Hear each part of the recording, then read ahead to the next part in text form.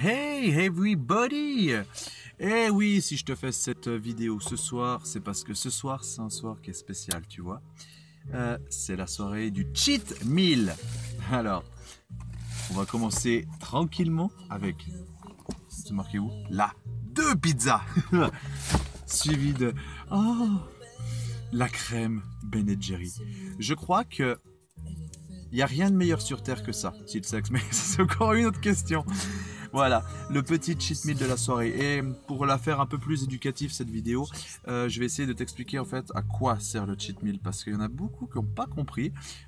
J'essaie d'expliquer par écrit et tout, mais les gens ils prennent même pas le temps de lire en fait. Et c'est excellent, on me voit plus. On me voit, on me voit plus. Et puis si je fais comme ça fait genre, yeah, j'ai une idée.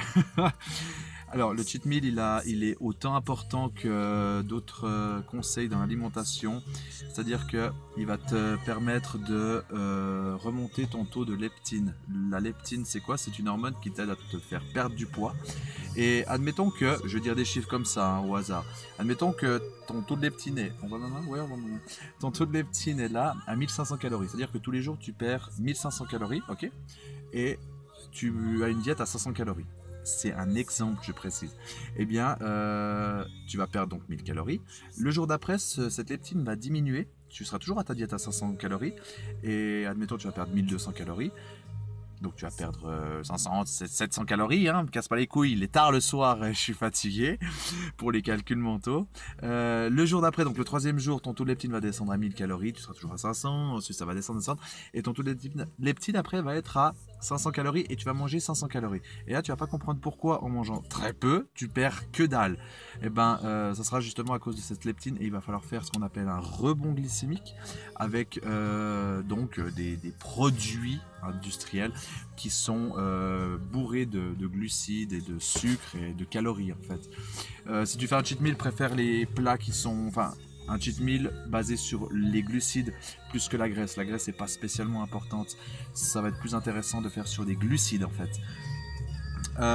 Donc après la question c'est à quel moment on fait le cheat meal. Je dirais c'est tous les... enfin ça dépend. Ça dépend les gens. C'est entre 7 et 10 jours en fait. C'est à toi de voir comment tu gères ça. Si tu vois que tu perds plus de poids alors que tu as une diète qui est clean, c'est qu'il faut que tu fasses ton rebond glycémique. Ça va pas être toutes les semaines la même chose. Le plus long que j'ai fait moi c'était 14 jours, mais là c'était pas pour perdre du poids, c'était pour voir combien de temps j'allais tenir. Mais je te jure que le 14e jour j'étais mort. Parce que moi j'ai une diète qui est assez spéciale.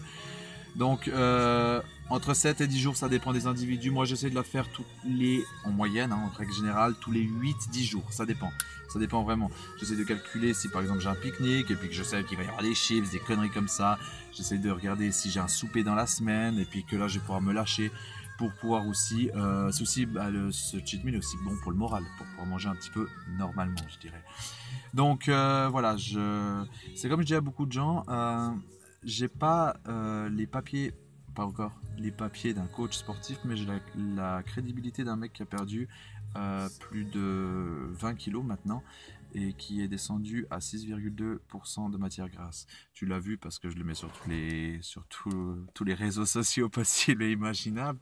Mais si tu veux simplement savoir, c'est que 6,2 pour toi, voilà, tu sais pas ce que ça veut dire parce que tu n'es pas dans ce monde-là. Si tu n'es pas dans ce monde-là, je vais essayer de te le faire niveau études. C'est comme si tu avais un bachelor, tu vois. Un bon... non, attends. Bachelor... juste avant le doctorat, c'est le master ou le bachelor? Non, je crois que c'est le master. Attends, je sais plus. Non, le master. Enfin bref.